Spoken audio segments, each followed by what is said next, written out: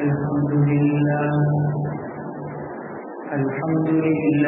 نحمده ونستعينه ونستغفره ونؤمن به ونتوكل عليه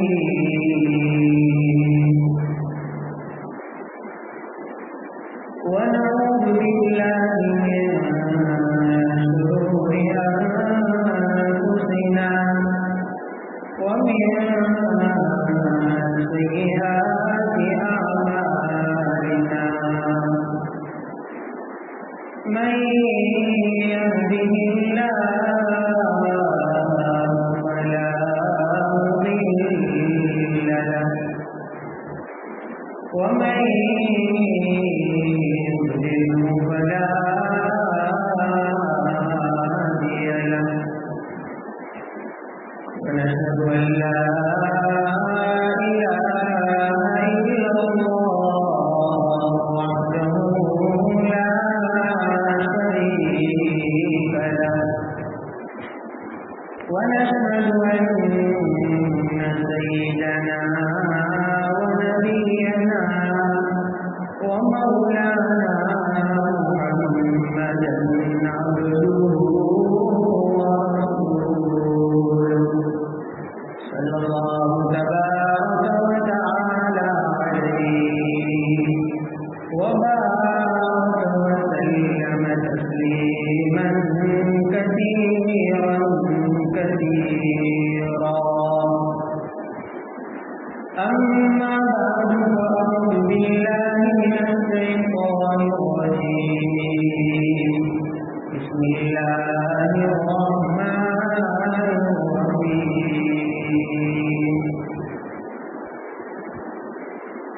الحج أشهر معلومات فمن فرض فيهن الحج فلا رفث ولا فسوق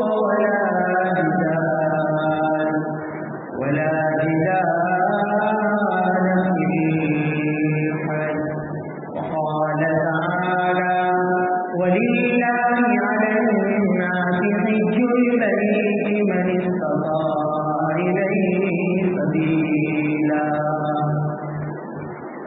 صدق الله العظيم.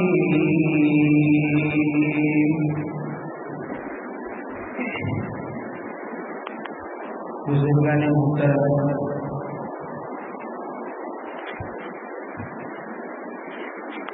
آپ جانتے ہیں کہ ہم جس مہینے سے گزر رہے ہیں یہ اسلامی مہینے کا آخری مہینے سے پہلے والا مہینہ ہے اور اس مہینے کو کہتے ہیں ذوالقعدہ. میں نے آپ کے سامنے قرآن کریم کی جو تلاوت فرمائی، دو آیتوں کی الگ الگ جگہوں سے تلاوت فرمائی. ان دونوں آیتوں کے اندر اللہ تبارک و تعالیٰ نے حج کرنے والے حجاج، عمرہ کرنے والے معتمرین اور مسافران حرم کا تذکرہ فرمایا.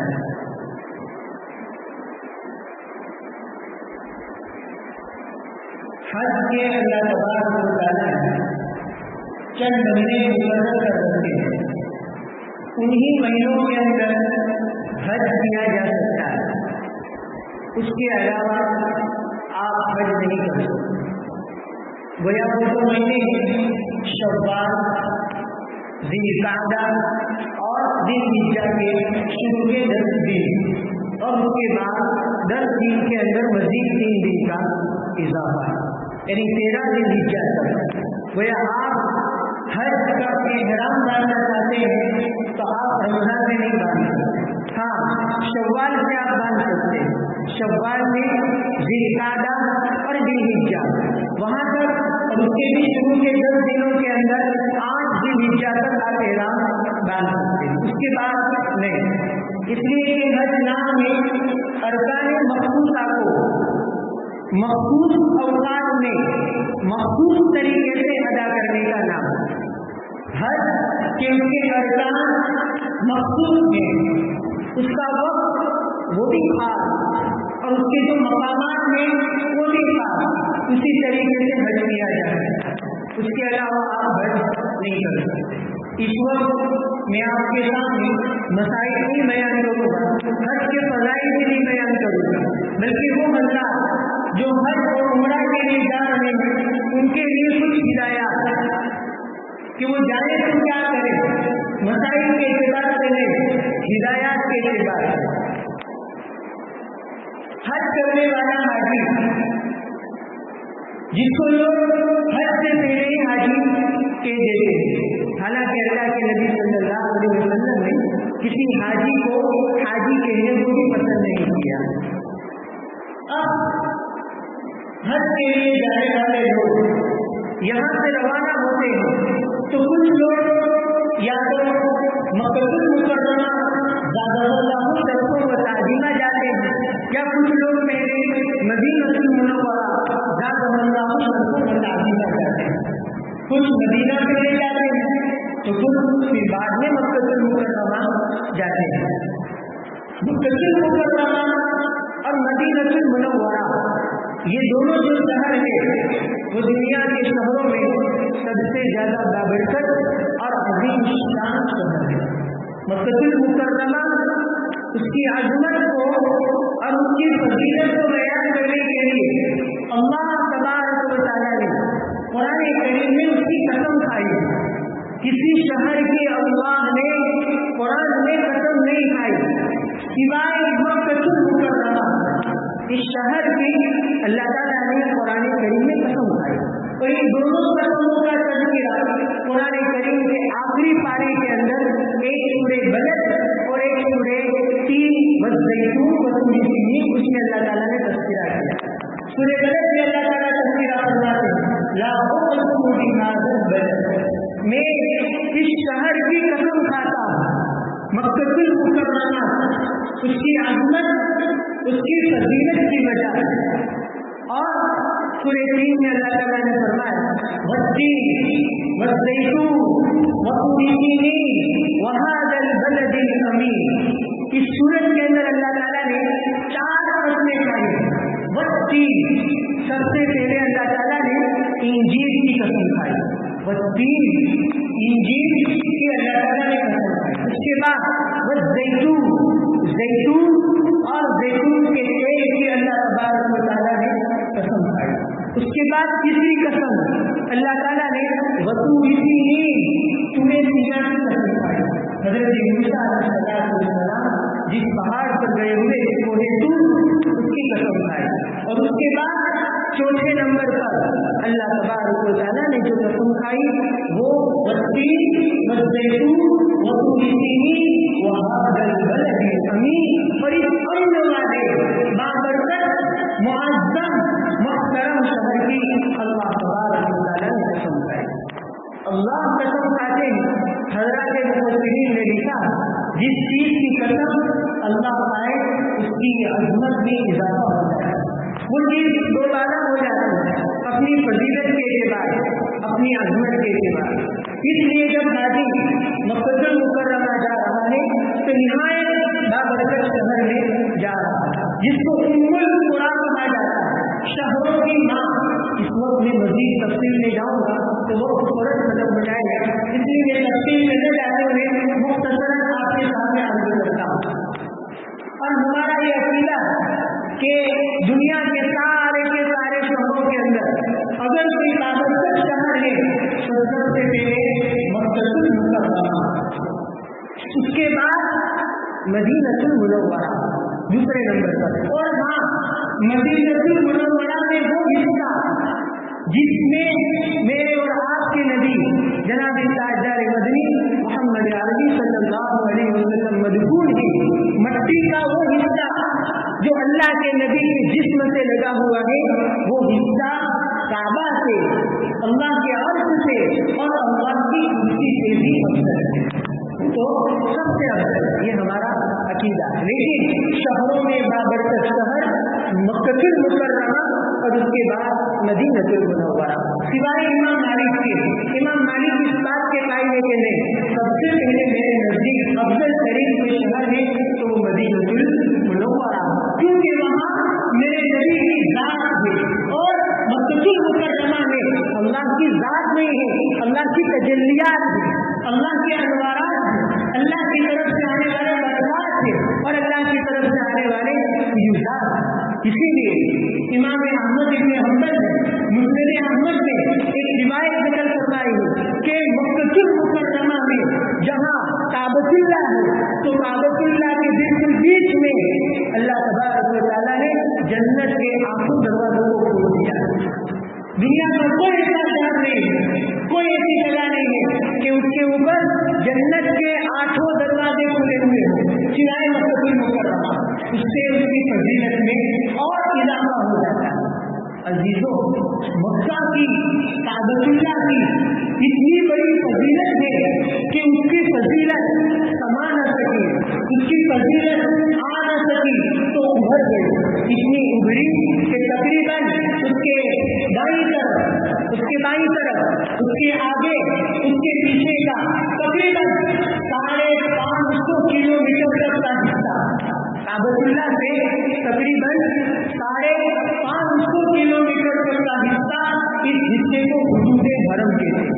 اس حصے کو کیا کہتے ہیں؟ حدود حرم. اگر اس کا صرف رقبہ نہ دیکھا جائے بلکہ گول دائرہ اگر دیکھا جائے تو 127 کلومیٹر تک گول دائرہ 127 کلومیٹر تک اس کو حدود حرم کہا جاتا ہے. اور اگر اس کا پورا کے پورا رقبہ دیکھا جائے، ایک کو گینا جائے تو 550 کلومیٹر تک کعبۃ اللہ کی عظمت کے پھیلی ہوئی ہے. اور اس کے بارے میں اللہ کے نبی صلی اللہ علیہ وسلم نے فتح مکہ کے موقع پر سن ہجری 8 میں اللہ کے نبی صلی اللہ علیہ وسلم نے فرمایا کہ یہ جو مکہ المکرمہ ہے اور مکہ المکرمہ کے ارد گرد پائے جانے والا جو حصہ ہے یہ اس وقت سے محترم ہے، اس وقت سے عظمت والا ہے جب سے اللہ تعالیٰ نے آسمان اور زمین کو بنایا. جب سے اللہ تعالیٰ نے آسمان اور زمین کو بنایا اس وقت سے لے کر ابھی تک اور ابھی تک سے لے کر قیامت تک وہ حصہ عظمت والا رہنے والا ہے. اللہ کی حرمت کی وجہ، حرم محترم کے احترام کی وجہ، حرم مقدس کے تقدس کی وجہ. اسی لیے ایک گناہ اگر آدمی یہاں کرتا ہے اور ایک گناہ اگر حرم میں کرتا ہے تو اس گناہ میں اضافہ ہو جاتا ہے. حضرت عمر رضی اللہ تعالیٰ نے کہا کرتے تھے کہ اگر ایک گناہ تم اپنے شہر میں کرتے ہو اور وہی گناہ اگر تم کعبۃ اللہ میں کرتے ہو یا حرم محترم میں اور حدود حرم میں کرتے ہو تو اس کے گناہ ہونے میں 70 درجہ اضافہ ہو جاتا ہے. 70 درجہ بھیانک وہ گناہ ہوگا. یہاں ایک گناہ ہوگا، وہاں ایک گناہ اگر حاجی کرے گا تو اس کو 70 مرتبہ گناہ کرنے کا اس کو گناہ ہوگا. کوئی معمولی چیز نہیں ہے. نیکی کرنے کا اگر ثواب ہے تو گناہ کرنے کا بڑا وبال ہے. جیسے رمضان کا مہینہ نیکیوں کا موسم ہے، وہاں نیکیوں کے بھاؤ بڑھ جاتے ہیں.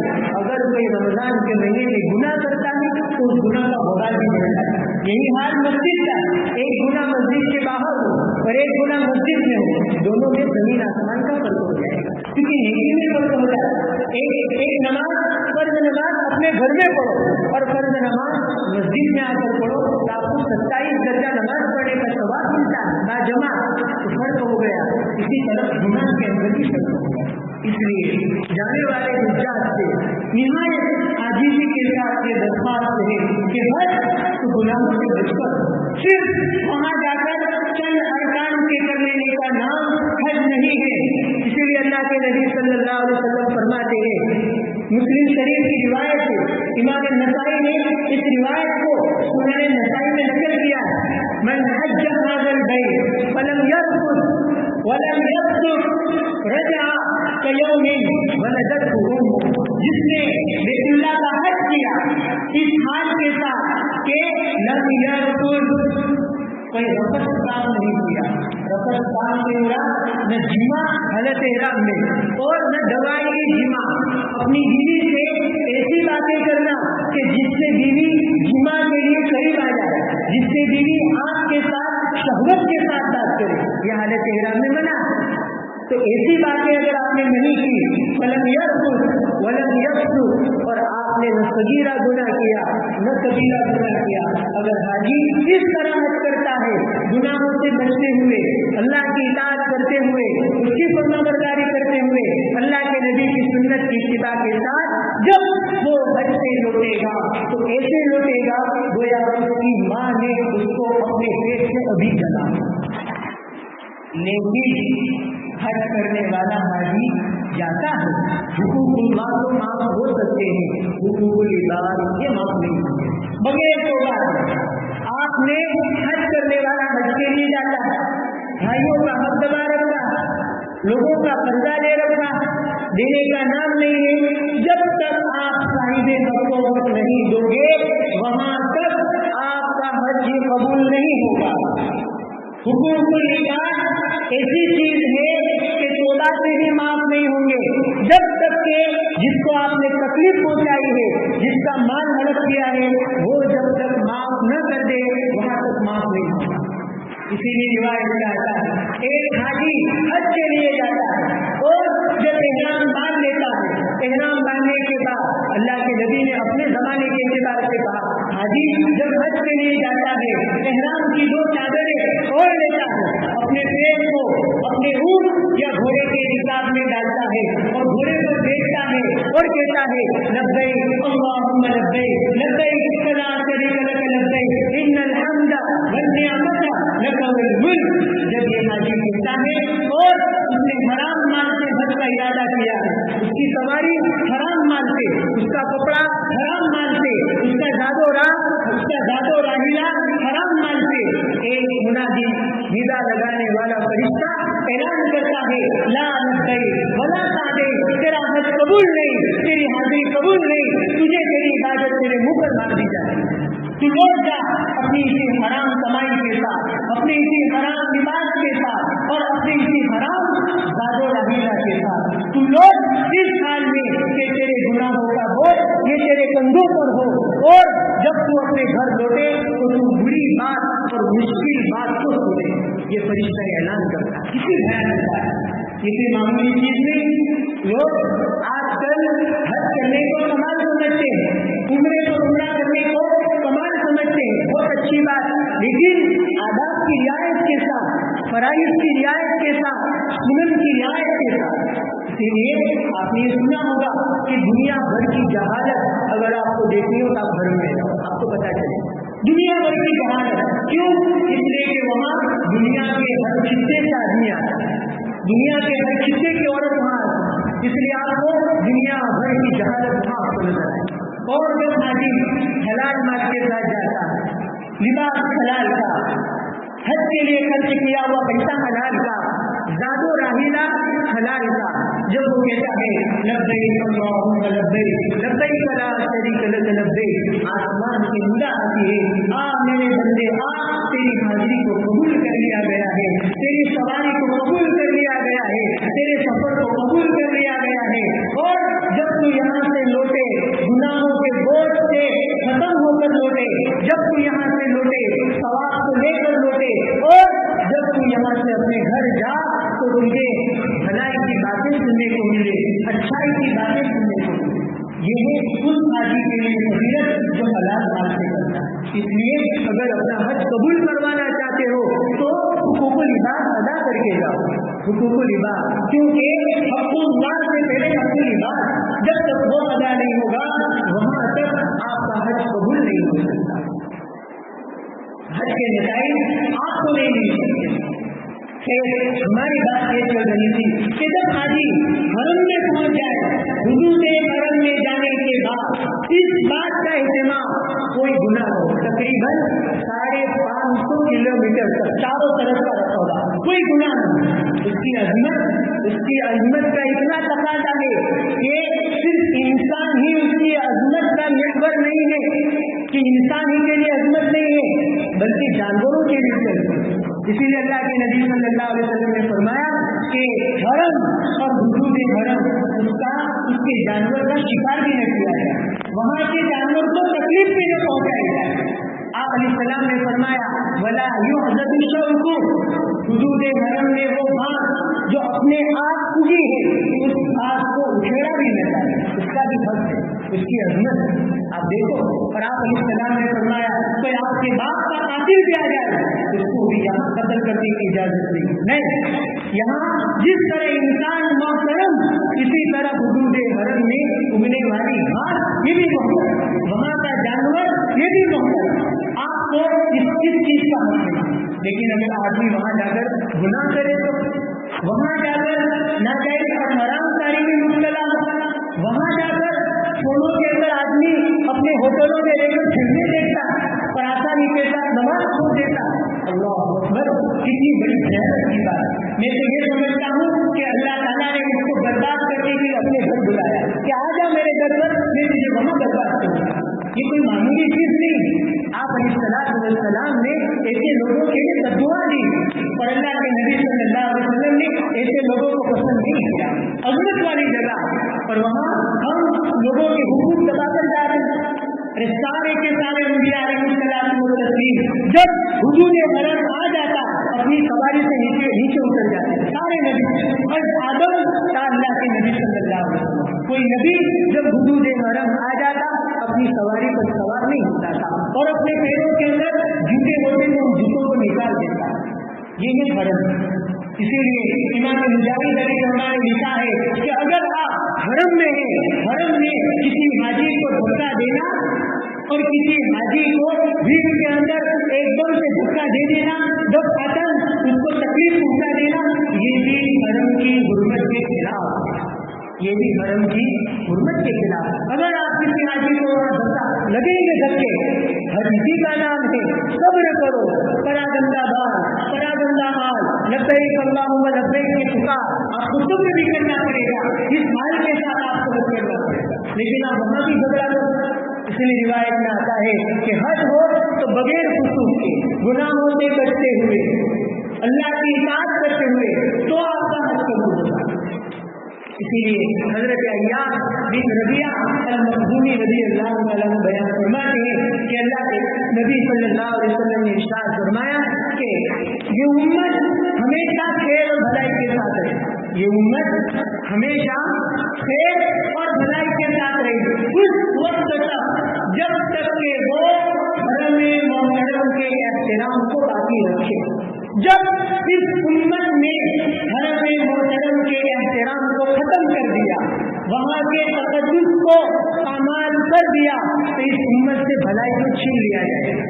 محقق اسلام حضرت مولانا منظور نعمانی نور اللہ مرکزوں نے لکھا ہے کہ آج کل مشرق سے لے کر مغرب تک, شمال سے لے کر جنوب تک دنیا کے اندر مسلمانوں پر جو حالات آتے ہیں اس کی بہت ساری وجوہات میں سے ایک وجہ یہ بھی ہے کہ آج کل حج میں جانے والے لوگوں کی تعداد زیادہ ہے, عمرہ پر جانے والے لوگوں کی تعداد زیادہ ہے, لیکن وہاں جانے کے بعد وہاں کی زمین کا احترام باقی نہیں رکھتے. وہاں کی زمین کے احترام کو, اس کی حرمت کو, اس کے تقدس کو ختم کرنے کی وجہ سے اللہ تعالیٰ نے اس امت سے خیر اور بھلائی کو سلب کر دیا, خیر اور بھلائی کو سلب کر دیا. اور بہت ساری جن میں چیزیں ہمارا وقت ہو جاتا. اس لیے عزیزوں, حاجیوں سے, مسافران حرم سے عاجزانہ درخواست ہے, جب اللہ نے آپ کو اپنے در پر بلایا ہے, جب اللہ نے آپ کو اپنے محترم گھر میں بلایا ہے, گناہوں سے بچتے ہوئے زندگی گزاریں. حرم میں آپ کی ایک نماز بھی نہ جائے. ارے لوگ یہاں سے جاتے ہیں, ابھی وہاں پہنچے نہیں کہ وہاں سے کیا لانا ہے اس کا لسٹ بنانا شروع کر دیتے. ارے حج کس کے لیے؟ حج روحانی غذا کے لیے. حج کس کے لیے؟ روحانی غذا کے لیے. نمازوں کا اہتمام ہو, اللہ کی اطاعت ہو, اور حدود حرم میں بالخصوص بدنظیر سے بچا جائے. وہاں بدنظیر سے بچنا مشکل ہوتا ہے, کیونکہ عورتیں جب حالت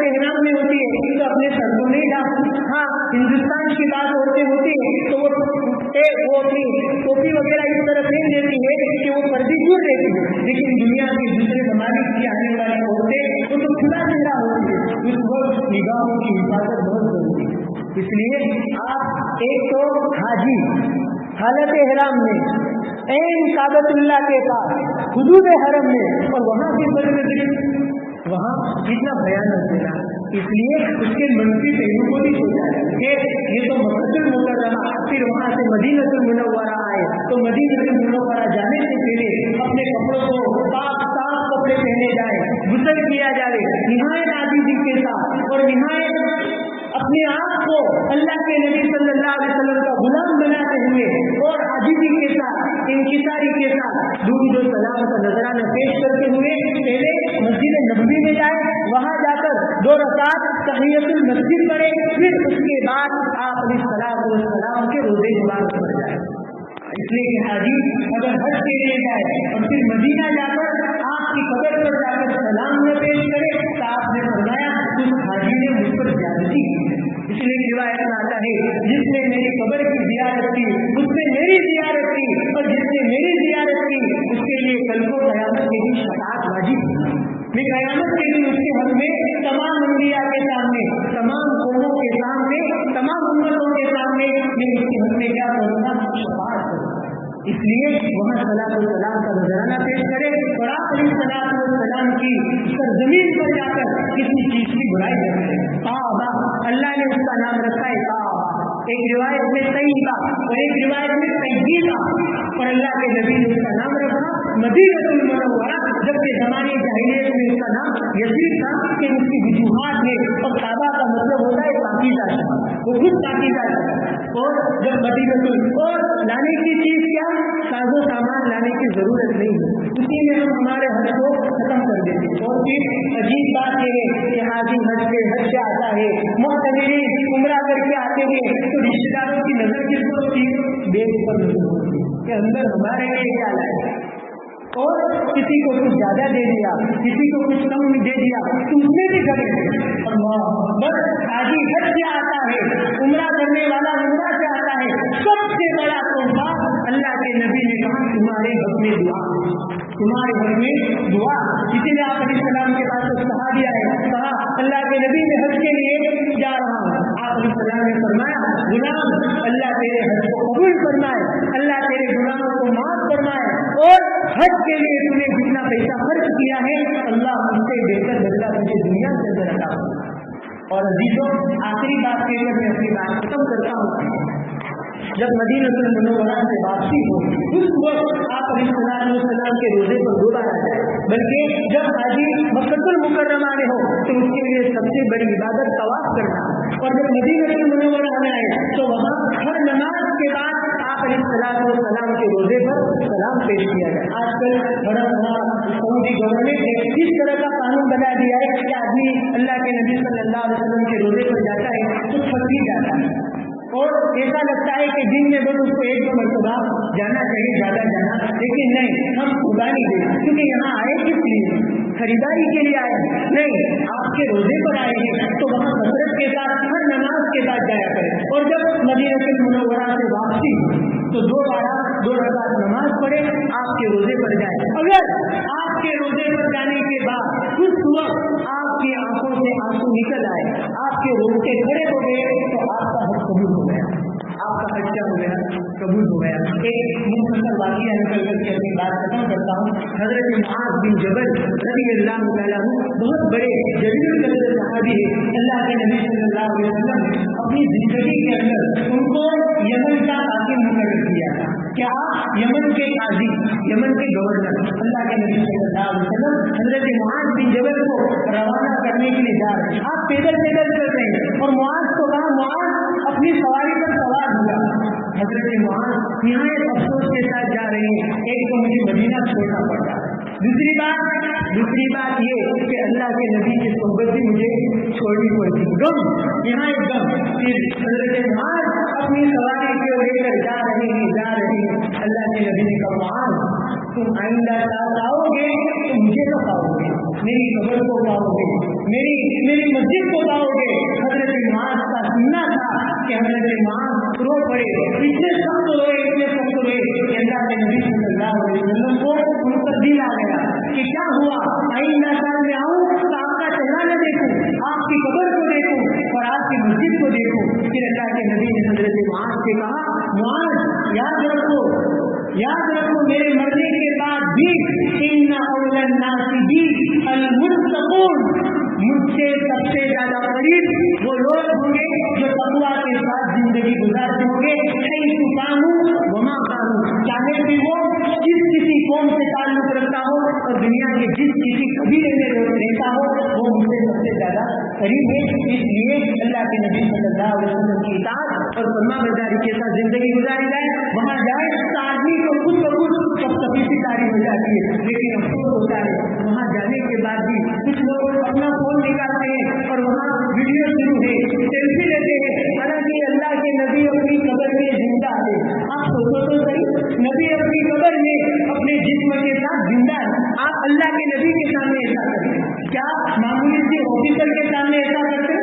نہیں، لیکن وہاں جا کر پتا نہیں ایسی محبت یہ ناجائز محبت، ایسی محبت اللہ کے نبی کو نہیں چاہیے، حلال محبت چاہیے، جائز محبت چاہیے۔ اللہ تبارک و تعالیٰ جانے والے معتمرین، جانے والے حجاج، ان کے حج اور ان کے عمرے کو قبول فرمائے اور ان کے حضور حرم کے احترام کی وجہ سے اللہ تعالیٰ امت کو نبی کے معنی میں عافیت عطا فرمائے۔ وآخر دعوانا الحمد للہ۔